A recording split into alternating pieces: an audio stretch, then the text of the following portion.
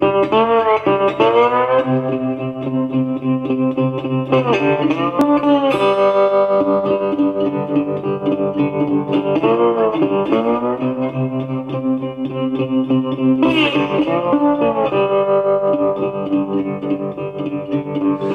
night I flew over Sunset Boulevard, searching for you, didn't get me very far. This is new to you. I'm going to try to simplify it and put it all in one shot. The thing is, there's no guarantee in a survival situation for anyone except the way you set your scenario up. A disaster is not going to pause and wait for you to get your stuff together and then run out the door. So you really need something that at a moment's notice you can grab, take, and run. And there's lots of different bug out bags. I mean, they're sometimes called the good bag, which is the get out of Dodge bag. And basically it's just taking it and getting out of the area you're immediately in. That's the whole point and the premise. There's three things you want to keep in mind when you're building your bug out bag. You can survive in a severe climate situation for maybe 3 hours. You can survive 3 days without water and 3 weeks without food. So that right there should tell you what you should be kind of gearing the core part of your bag around. And that would be shelter, food, and water. Not necessarily in that order. Water would be your primary. You cannot cook without it. In some instances you might have to clean with it.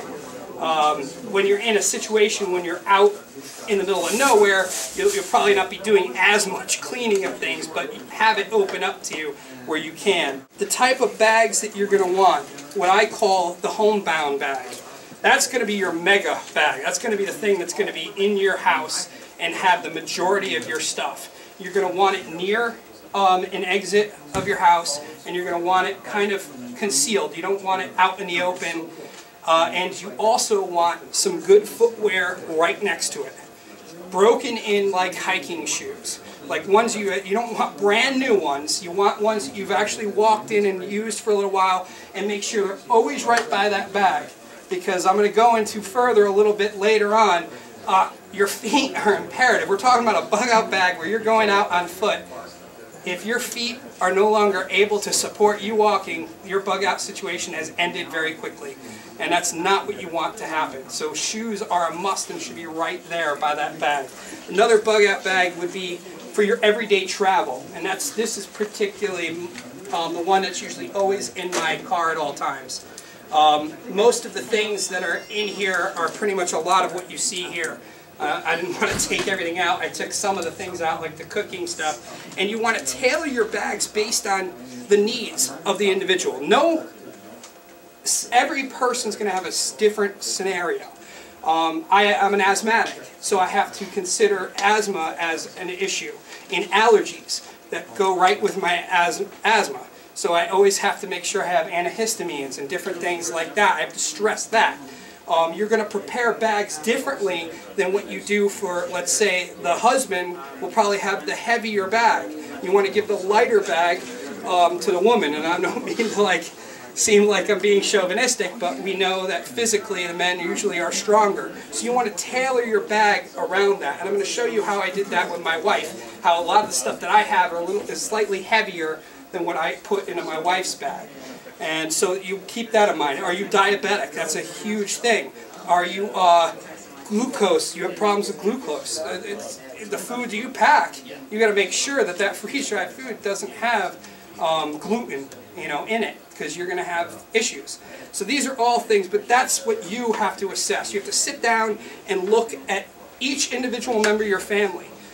Everybody, even your dog, can be used as a bug out, but you can throw a little pack on his back and have him carry his food, I mean, that's really, and your children also should have something small and make it fun for them, like a little tiny bag, like something like this with some water and stuff and a toy, and it's that way you're thinking about this. I mean, this is going to be a traumatic experience. If you're basically running out of your house with this stuff, you got to think this is going to be a horrible situation. So you got to think if you're the specific leader of your household, you're the one doing the preparedness, you have to think for them. You have to plan for them. You have to look ahead psychologically, the makeup of your family when you're constructing bug out bags and preparedness in general. So now the different types of bag, and then you have your get home bag, which is this one. This is the one that, because my job, I'm driving around all over the place, and I'm always in different locations, so I'm not going to be taking this thing out every single time. Plus, I have a knife on there that, God forbid, my company saw me have, they would freak out, and I'd probably get fired. So I can't really take this all the time with me. So then you get the get home bag, which is this will be, as long as you're within a reasonable distance, 30 miles of your house, then this would be good. So you have enough, like maybe a day or two worth of stuff in here in different type of materials. And like I said, I'll go into what, you basically follow the same premise, but you just lessen the amount of what you put in the bag. You know, you want to focus, obviously, food, water, shelter are the biggest things because that's what can kill you. And then when you're getting a bag, you want to be very attentive of what you get. Now there's different, now the home bound bag is going to be the one that has the most weight. So generally the bags that I get, the one I don't have an example, but I use the external frame backpacks, the old style 1970s style backpack. And I'll explain to you why. Yes, we have the new wonderful bags that form right on your body, the internal frame backpack. Basically it's a structure that balances the weight of all of that you have in the backpack, and it actually sits on the frame itself, so it's holding a lot of the weight. That's why you want, since you're going to have the most in that bag, you want to be able to distribute that weight the best way possible. The internal frame bag, the problem I have with it is there's not enough air between I've done a lot of backpacking, and you sweat like crazy with those things on. The frame, external frame, is more out, and you have more air going in ventilation. So that's why I would recommend that. But like I said, it's preference, but that's why I recommend. And the external frame also you can hang things on, or you can actually use it for other things. I'm always about materials in the bag that could have multiple uses that you can use. I'll just quickly show you. I mean, this is my everyday carry. You know, it's a knife, and this would be a tool, but I also have a light inside.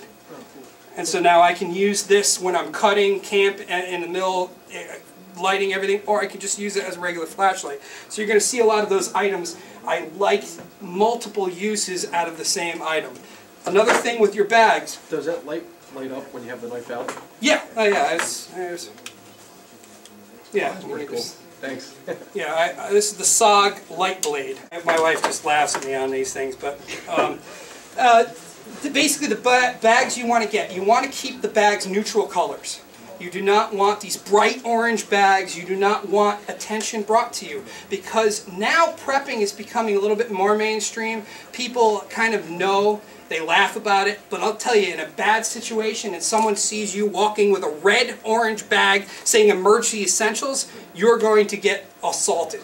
They're going to take your stuff. And there are people out there that specifically even say that. I was just talking to someone prior that was saying that all they do is get ammo, and that's all. They don't prep anything because they're going to take everything that they need. Those people are out there, and this is just an average person saying this. And this is not even in a scenario where it's a major disaster. So you got to keep that in mind. The only person that's going to keep you safe is you. So you got to think neutral colors: brown, green. I tend to like black. And the next type of bag would be, you have the external, which would be your home bag. Then your bug out bag for the everyday travel, which would be this bag.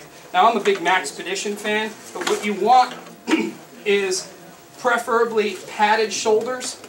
You want some kind of support where you can wrap around your waist, because this is going to help distribute that weight, because this is a major deal. If you've ever done backpacking, I'm telling you, it wears you out. If you're walking with that weight, eventually it's going to, and you never want to you want to try to get in your main bag no more than 30 pounds. You want to stay around the 30-pound mark, because anything beyond that, I mean, our soldiers can carry 50 pounds. If I carry 50 pounds, I'm going to be dead real quick, you know, so I'm reasonable. I understand what my limits are, so 30 pounds, actually tested and used, and I know I can at least go 10 miles. I've loaded the pack up, and I can do it relatively comfortable. I'm hurting like crazy, but I can do it. Another thing you want in the bag is you want the ability to have a bladder system in there, a water bladder system, which is what this is. And that fits right into the bag inconspicuously, and it adds to your water storage, and then it comes right out of the top where you can put it back and not cause any attention to yourself. And you want to find a bag that also has what's called the MOLLE attachments. Now, I love MOLLE attachments, but you also do not want to trick your bag out where you've got 20 million things jingling around off your bag, because that is going to be just as bad as walking with a big orange bag saying emergency essentials on it. And basically a MOLLE attachment, what I use is these, and you put them into the webbing here, and you can just add different things onto the pack. I probably wouldn't be having this on the outside like this, because once again, you do not want to cause attention. You want to blend in. You want to be a part of the crowd. You don't want people to know what you have. And that's why having just a regular bag is kind of the ideal scenario.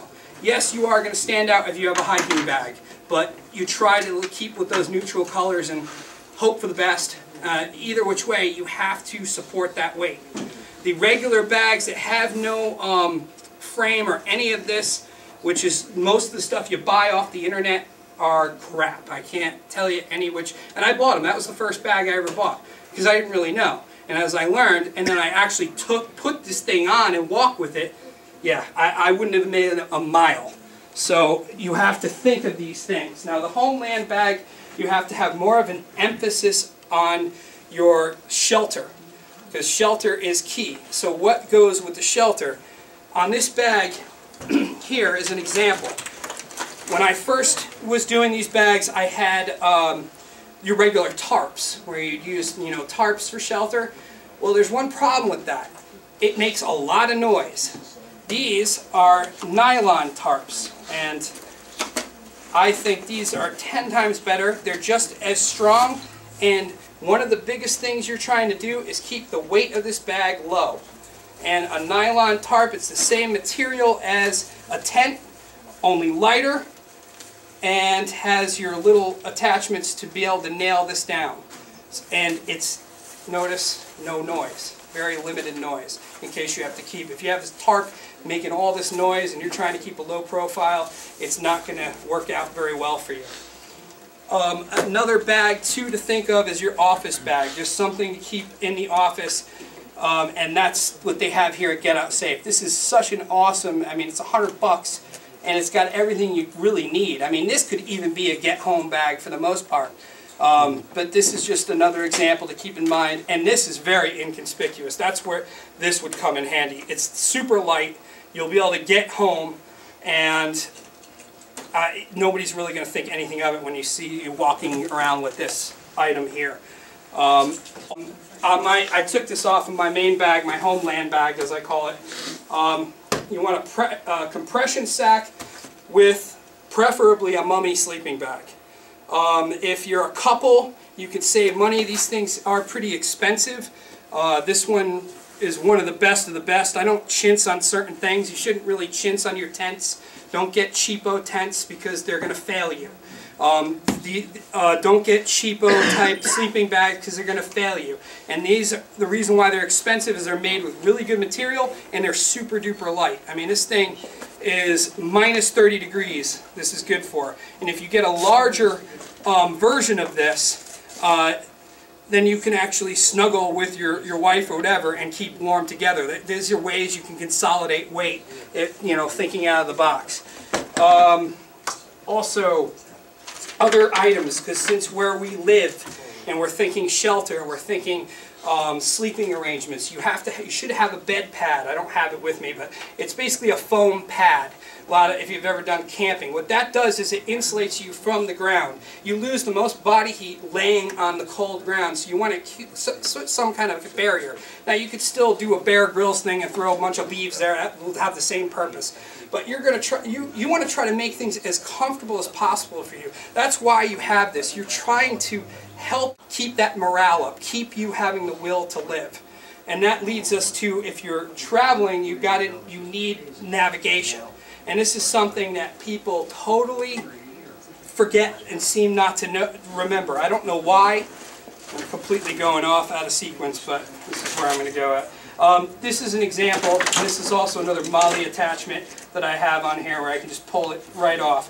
This is another Maxpedition item. I love Maxpedition. Part of the reason why is all the compartments that you have, and that's another thing you want with your bug-out bag. Anything you can have where there's lots of compartments, and you can even, I mean, Maxpedition has a lot of other things, which also has the MOLLE attachments if you want to attach, or just separate it, because you do not want to be fumbling around looking for your things. You want a specific bag, like I have one bag that's kind of like this, or not even a bag, but you know, I have like all my lighting stuff in here, let's say. And so I know exactly what my lighting stuff looks like. Boom, I got it. Different flashlights. This is a tactical flashlight. These are very expensive, but I always at least have one tactical light in my bug-out bags. Why? Because one, they're not going to fail you. This is water resistant.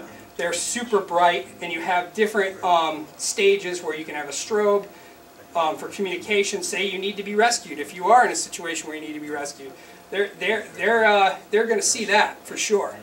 And you could even still use your light stick as well. If you ever notice, there's usually a hole on the top. What you do is you tie to that and you spin that around, and that can be seen from a long distance away if you need to be rescued. And that's like another aspect. I've been kind of doing it from a standpoint where you don't want to be found. But there are times where you do want to be found. And so these are great items to use. And also this actually can be used as a weapon. I mean, it's hard as heck, and you can hurt someone pretty bad with this. And there's other lighting, like headlamps, small lights. I always have at least 3 lights within every bug-out bag, and this is fantastic. This is a stream light, super small, but super bright. I mean, you really can't. I mean, this is. I mean, I can even go on that license plate out there from in here. Really great item. And the flashlights, kind of what you want to have are the ones where you can turn on and turn off really quick too, in case you don't want to be seen. You know, you can look at what you need and have it off. Look at what you need, have it off. You know, something to think about. Regular headlamps, and then even this hat is another example. Always try to use multiple uses. You didn't even know I had a light on there, but here's an example of having your prep items, but it's not obvious you have prep items.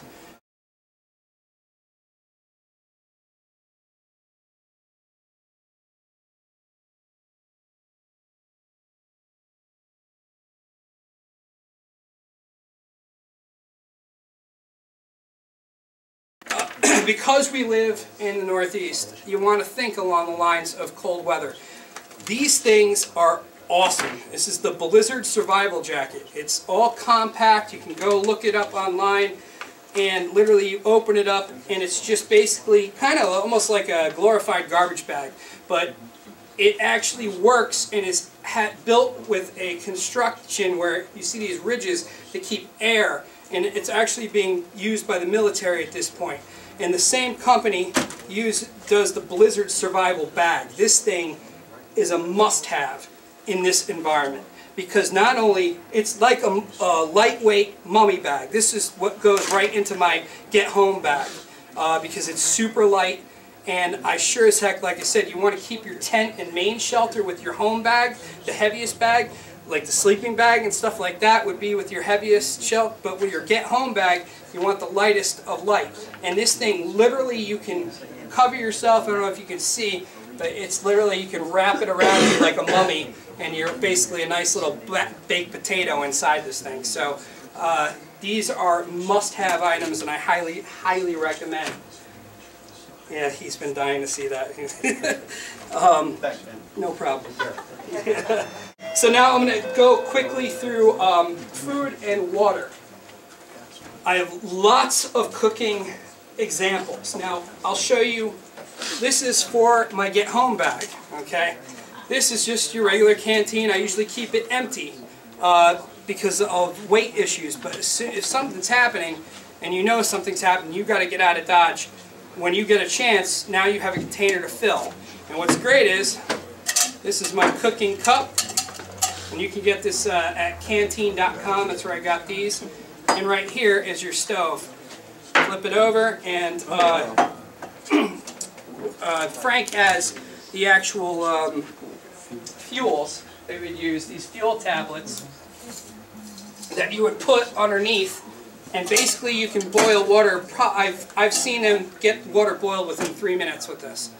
And that's the thing, you want to be able to boil water, because that, if anybody doesn't know, the proper way to make water drinkable is getting a rolling boil on that water. So boiling water is a huge, huge thing that you need to do. Not only is it for cooking, it's for getting your water potable and drinkable, and it's morale. Nothing, I'll tell you, when I've gone on hiking, and I went hiking in Montana, and I'll tell you, it was one miserable hike at one point. I can't even tell you how happy I was to sit down with a hot meal of macaroni and cheese. It was like the greatest thing I ever ate in my life. And it was because I worked so hard, I was exhausted, and my life wasn't even in danger. I was just done walking and tired. And here you are eating this, and it brings you up like that. It's amazing. And that's, you know, hot meal. It will help keep your body core temperature in the cold. And this is also another item that actually fits right on here, so you can boil your water. And I just keep this in a separate part of the pack. Now, starting fires is a must, and you should have at least 3 ways of starting fire. I have one item, but this is kind of an elaborate. This is the fire piston. Basically, you keep your char cloth or what you need to start the fire up at the top here, and you'll take that, put it into this little section here, open this up here, and do that, and it will send a hot ember into material to start a fire. Now, this is an elaborate way. This is something that would be like, I always talk about backups for your backups. You should always have, that's why you should have 3 ways of starting fire. You should have 3 different water sources or ways to have water, whether it be your little water packets, whether you have these every pack should have one of these Nalgene containers. Containers will save your life. You can collect water, you can get more water. And in this particular, I'll go into, these are relatively unbreakable. I mean, I've dropped these from, I remember one time I dropped off a cliff, I think it was like 200-foot cliff, and I had to hike all the way down and got it. And it was full of water too and didn't even break. So I can't stress enough, those are great items to have with your water. Now, other fire starting, obviously, these are little survival where it has the tinder here. Having a little bit of Vaseline to put into the cotton, that's something also to think about having in your fire prep, because that actually will catch fire and hold a higher or a stronger contained burn, and it will actually light a lot quicker. And don't ever think, you know, you don't have to be a Bear Grylls rubbing sticks together or a Les Stroud. You can do simple. Keep it simple, stupid, some people say. Now, the problem with these, obviously, if it gets wet, you're done. So you got to be careful with these type of items. But regular, simple lighters. I mean, they're light as all can be, and it's something not to be underestimated. And then you also have your fire starter steel, which you would use with a steel knife, and you can make your sparks with that. That is a must-have. Should have that no matter what.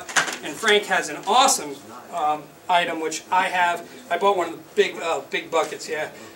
When I'm lazy and don't feel like going crazy building like an Indian fire in my house, I just like punch a bunch of this stuff in there and start the fire. Just wonderful. So the whole point is to try to keep things as less stressful as possible for you, as easy as possible. Other food, the Mayday, these are a must-have. This usually goes in to this pack. This is like about 3 days worth of food here, and I never tasted this stuff. I really should, because I don't know if it's that. They're not bad. No? They're not bad. Well, definitely have it because you have to, and when you don't want to think of calories, you're not going to be thinking diet because you want things with high calorie, high carbs because that's what feeds your body, that's what keeps you alert. If you start getting hungry and you start not getting the calories you need, that's when you're going to get injured, that's when you're going to make poor decisions. That's why water and food are so paramount to keep yourself from getting into deeper trouble when you're out there, because no one's gonna be there to save you. And another example, an MRE, they're a little bit heavier, but what's great is it has its own heating element inside. And you basically, I sometimes eat these at work, believe it or not. And you basically put it in, fill it with water, and use the box to hold the food, and you just eat them. And they're not that bad. They actually taste pretty good. Here's some different items. This is the item that I have. This is the BioLite, and I'm a big stickler. I love anything to do with thermal electric power, and that's what this does. Basically, you just take sticks and wood, and it's a kind of a rocket stove, and once the heat gets going, and you'll turn this on, inside here is a metal filament that'll heat up, and it will actually charge the battery in here. The fan will be blowing air into your fire, and as it heats up, the fan will actually lower, not to keep fanning the flame. It will actually know when to set it lower based on how much heat, and you'll be able to charge your phone. And that's what's in my bag. This is a fantastic item, and the reason why it's in my bag is because it's the heavier item. And let me shut this off. There we go. And basically it just comes right off, folds up. And what's good is you don't have to worry about fuel because you're going to have fuel all around you. What's that called again? The BioLite camping stove. And you just throw it in there and throw it in your pack, and it's got this little baggie. Can you cook off of that then? What's that? Can you cook off of that? Oh yeah, that's the whole point. Yeah, you can. Basically, you set it right on top of the flame, and it's a stove. So while you're cooking, you're also charging up something. You got it. And that's what I love about using items, multiple uses of items. I think it's very important. Not only am I cooking, but I'm also serving another purpose if I can. I don't know if it's EMP proof, electromagnetic pulse. I'm not even going to go into that because that's getting too complicated. This is the one I use for my wife because it's super, super light. It's called a Jetboil stove. Everything is inside. The fuel container. I know my wife. I know my wife doesn't handle stressful situations very well. And I want to make sure she's as comfortable as possible and make sure it's something that's extremely simple to set up. This is all inside the cup. And then you do this. This is for the pot holder, so you can put your pots on. If you don't want the pot, then you can just take and cook with the bottom here. Actually, it's like kind of a radiator to help distribute the heat perfectly. I have used this thing. This thing will boil water in less than 2 minutes. It's unbelievable. You can actually suspend it because it's all connected. So you can actually have it suspended. And I've seen people cook it in their tent. They literally put it in their tent and they have it hanging while they're cooking. It's the coolest thing. And basically you just and you just hit the button to start it right here. And that's pretty much it. I don't want to start it up here. Oh, you know what? I'll start it up. So that's really good to keep your water up if you have dehydrated food or something? Exactly. It's for everything. Teas, hot teas. Once again, it's regulating body temperature in this cold type of environment. Like you want to have, cooking is very important. Like I said, you weren't here, but for morale purposes, you want to. It's really going to make all the difference in the world. There you go. Oh wow. Awesome, awesome item, and then it packs right back up into the cup. Now, one thing to keep in mind with this particular item, and anytime you're cooking, and this is kind of going into the clothing aspect of your bug out bag, so I'm kind of once again going off the kilter. You want to have some kind of heavy leather work gloves. I thought I brought them here, but I guess not. Some kind of work gloves. They have them here, and just in case, because a burn out in the middle of nowhere without any, obviously when we get to the medical part, you're going to want things to be able to treat burns and whatnot. But that's, oh, okay. Yeah, just some simple work gloves like this. That way you can not worry about burning yourself when you're cooking and whatnot. So, all other cooking options you can have. This is an alcohol stove. And this is another really great, everything is self-contained, and you can pretty much put your alcohol in here, and it basically sets up. I'll set this up later, there's no point in setting it up now, but everything's self-contained. And if you notice, that's what I tend, lightweight, self-contained, easy to use. That's what you want to focus on when you're cooking. You want to make things as easy as possible. And another incredible item, that a must-have item, is some kind of spork or some kind of, they make them in titanium too. I usually go with plastic so I don't damage like my cooking ware, and these things will last forever. I mean, this has a little knife, and it's very, very, very lightweight, and something to keep in mind when you're prepping. And you can even use simple camping containers as well. But I like to try to keep my stoves and everything and all the cooking stuff all in one. Now, Frank actually took this off of Frank's shelf. This is an example of a very easy way where you can just drink right out of the stream. That usually goes into the bag where I'm getting home type of deal. It's the lightest, simplest thing to use. My main bag, one's very expensive, so I don't expect, but I don't chintz when it comes to water, shelter, there's certain things. This thing was like, I think, 175 bucks. But this thing can literally purify well over 30,000 gallons of water, takes just about 99% of anything out of the water, and it's a ceramic filter. You can't get better. This is the best on the market. It's the Kataydin. It's super durable, made of titanium, which is the same as an airplane, and it's going to last you a long time. And I'm telling you, if I'm on a journey, like in a disaster scenario, I do not want to have to worry. And that's why this is more the heavier version, hence the reason why it goes into the main homebound bag. My wife, I got this lighter pump, which attaches to the Nalgene bottle. You take this, throw it into the river, and then you pump away. And just like this. And very simple to use. Once again, like I said, you tailor make your bag to the people that you're making them for. You are the leader. You're the one that's doing this preparedness. So you have to take the responsibility and do the preparedness for them. So that's what I'm thinking. I know my wife's not really good at or wanting to figure things out. So I make it as simple as possible and as light as possible. So water, and once again you have your bladder, which would go into the back. Make sure you get a pack with a bladder and a way to pump it. To get it from the stream, or or use your pump. Whichever way, it's always good to have a pump. And you also have, I have a little cleaning item for the camel back as well. Clothing, really quick. Clothing is imperative, but you don't want to pack the wrong things. Stay away from cotton. Cotton kills.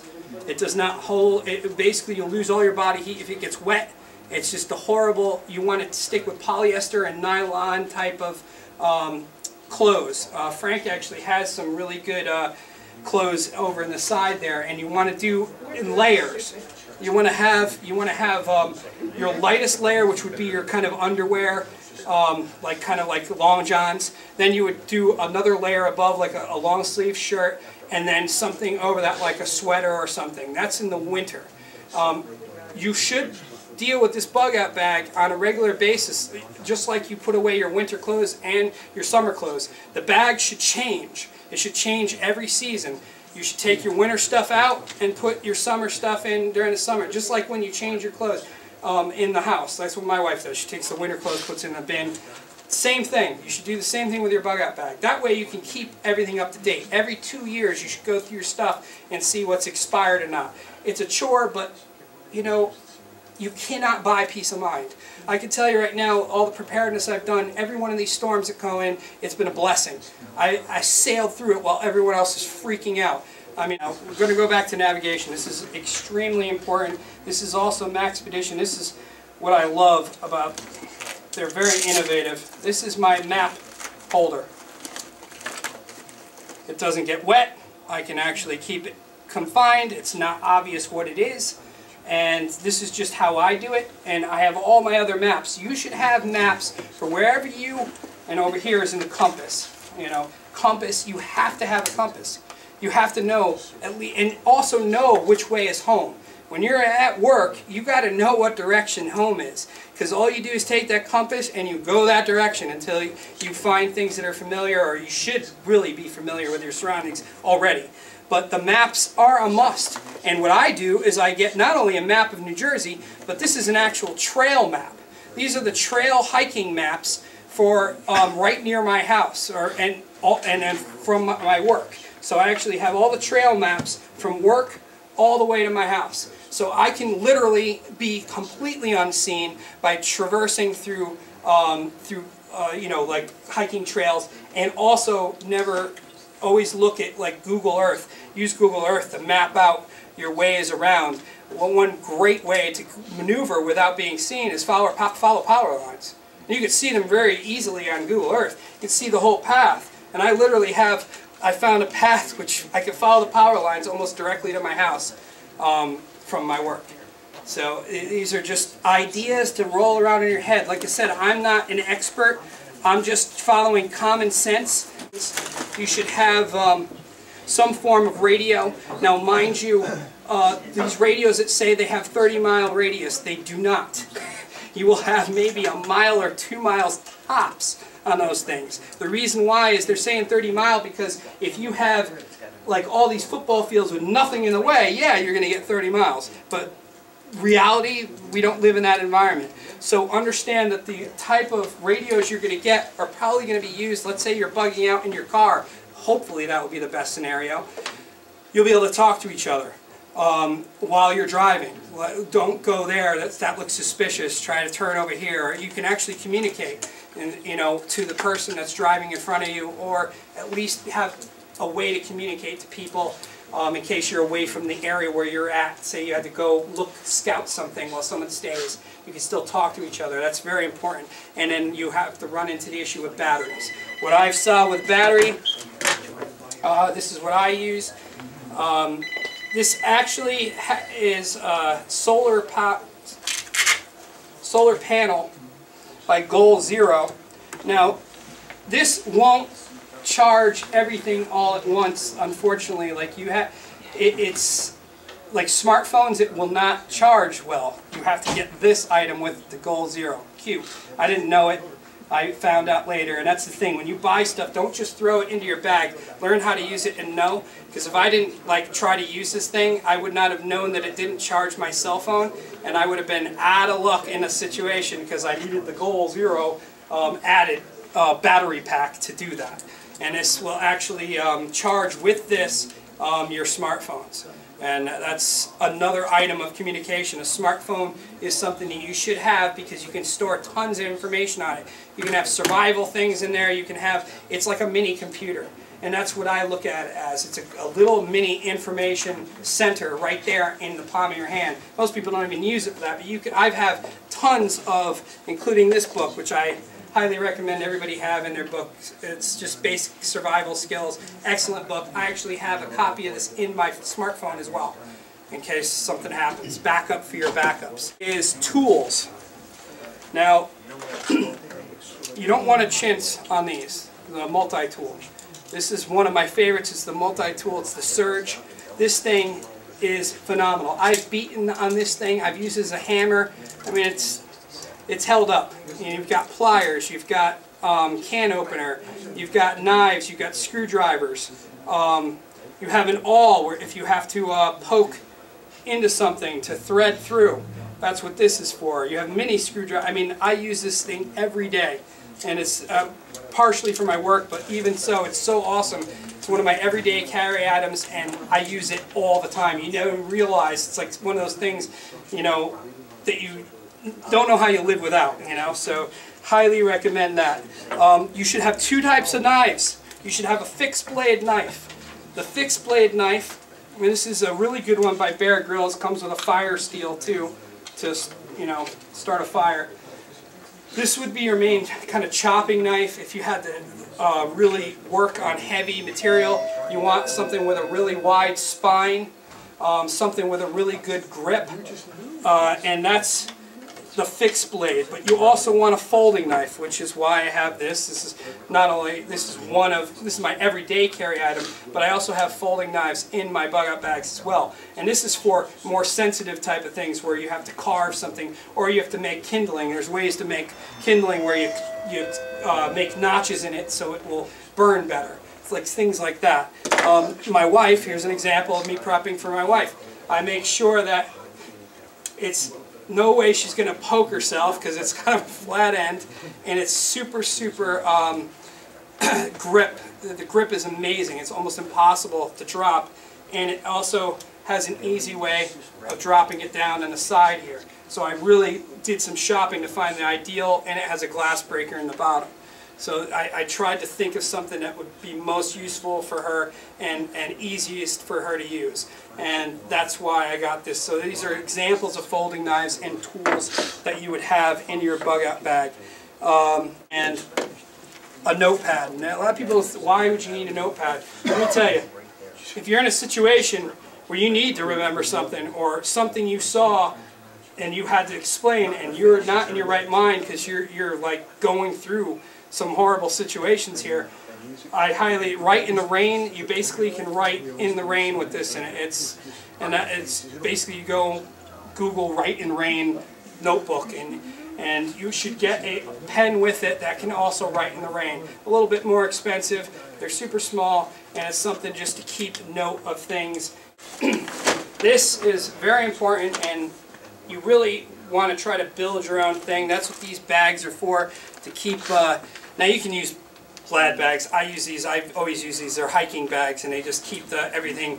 You know, it's a little stronger grade than Glad bags, and it's got a better seal on it. And you basically want to have gauze. One example, what I use is Aqua Heal, which actually is something that stays on, and you can keep it on for a long period of time, and it helps heal your wounds a little easier. It's something hikers use. I've always used it. I kind of take it for granted. You want to make sure you have plenty of Band-Aids, gauze. Another really good item to have is the Trauma Pack Quick Clot. This is fantastic and highly recommended. If you have to stop a major amount of bleeding fast, this is going to do the trick. Obviously, toilet paper. You want to have some adhering bandages to wrap around. Say you sprain your ankle. You know, you got to think of these things because you're mobile. You want to think along the lines. Other things to get for your medical kit is if you get a sore on your foot, you want to be able to put something over that callus. If you go into Walgreens and whatever, you'll always see the whole foot section. Go through that and find different things. That's something that always happens to me. No matter how much I hike, I always get something on my foot. It never fails. Another way, you prep based on your individual need. I know I need this stuff, so I make sure I always have it in my pack. Because without your feet, you're going nowhere. Mucinex and different types of things that you can take care of. Say you're sick. Murphy's Law, worst things are going to happen at the worst times. And then now you're going to start getting sick while you're out there. You want to try to lessen that situation. Advil, aspirin's another thing. It's a natural blood thinner as well. And if you have a heart condition, you better have aspirin in your bug-out bag. Z-Pak dressings are another really good. It's nice and compact and lightweight. You can't get enough of this gauze. This is something you should have tons of it, especially in your main homeland bag. You will go through this stuff very quickly if you're needing it. So definitely keep that in mind. Tape, tweezers, one thing, vapor and nasal decongestant. These are all things that you might not think of. And these are all, you got to think of every type of scenario that you could be sick with. And these are just common sense items, really. But one thing that people don't think of, and I usually have them in a small like pill container. I don't put them in like this. You want to limit amount of weight. That's the thing. Keep this thing as lightweight as possible. And you just get one of these little containers and multivitamins. If you're not going to be eating the same way, you're going to be under stress. That's when your immune system goes down. So you want multivitamins. You want to be able to keep your body strong, because your body is as much of a tool. Another simple thing I got from Camelback, which is the one that does the water container that goes in the back, the little bladder, is hydration elixir. And it's super, super lightweight, and it's something you just add. You see those things, little energy like Vio or whatever it's called. That'd be a great item, because it's going to give you some energy to perk you up. Stay awake, no doze is another thing, because you might want to be alert. Say you're exhausted and you're starting to do stupid things, or you're starting to stumble on yourself. Take some no-doze so you can kind of get your alertness back up. These are things that you don't think of, but you got to think of worst case scenario. Repellent. This is Jungle Juice insect repellent, so you can get it at any camping store. And I also have a tick remover that I always put in there. I try to make it as easy as possible. Basically, the thing just flips over the tick and you just snap it. I take this for granted because I used to use these out when I'm hiking, and it works. And you don't want to have to deal with. Always make things as simple as possible for yourself. You want to make things easy. That's the whole point when you're constructing your bag. Here's another item I didn't even go over. Yak tracks. We live in the winter area. You don't want to fall on your rear end. You get the right size, you just slip them over your feet, and you can basically walk right over ice and different icy conditions, because an injury in this scenario, it could be a death sentence. And paracord. This is a must-have. You have to have paracord inside. This is how you're going to tie your tent up. This is how you're going to, there's multiple uses. You can use it for a tourniquet, over and over again. This is incredible tensile strength, because that's what it is, parachute cord. It's meant to hold the whole weight of a human body. So you can't, personal hygiene, no rinse soap. You can get them at the camping store, where you don't need water, and you just wash up with that. A simple toothbrush and toothpaste. Here's another tweezers. You wouldn't believe how much this could come in handy, and you get a splinter when you're chopping wood or making wood for yourself. Another example of what I do to prep for my wife. She has glasses. Do you have glasses? You've got to have a backup pair of glasses with the pair of glasses you have. And she also has contacts, and I got like a contact holder with a magnifier to make it as easy as possible for her not to lose her contacts. Learning about preparedness. I didn't even know what prepping was. I just knew that the times have changed. The weather has changed. Threats have changed. And I knew that, and I found these two guys online, and what we try to do, and this is why I started making videos, is we try to do what we're doing here. I'm not getting paid for this, but I want to instill, and they want to instill in you guys to do the same thing. Because back in the 1920s, when we had the Great Depression, everybody got through, a lot of people got through it a lot easier because they all knew how to do canning. They all knew how to be self-sufficient. Most people, if their cell phone doesn't work, they have a panic attack. We live in different times, and that's what we're trying to bring back. Prepping isn't something to be scared of. Prepping isn't something that it's some wacko shooting people. It's people with common sense wanting to take care of themselves. The most patriotic thing you can do in America is be self-sufficient, not rely on anyone. And that's how I met these guys, making videos just to share and give people information for free, because we're not going to sit here and hide everything and we got this and you don't. That's not the way preppers are. We help people. We want to build community. You're not going to rebuild a community if you're huddled in a house with a shotgun waiting for somebody to shoot at. It's not the way it works, and that's how I met these guys. Dave's going to do a whole presentation on being prepared while you travel, like some things to think about, because he does a lot of traveling, and it should be really good. So welcome, Katie.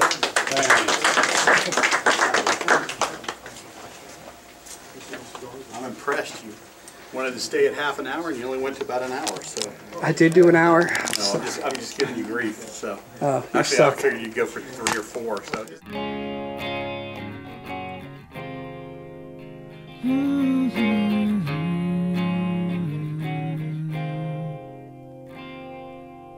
Nowhere, somewhere else that I can find it easily again.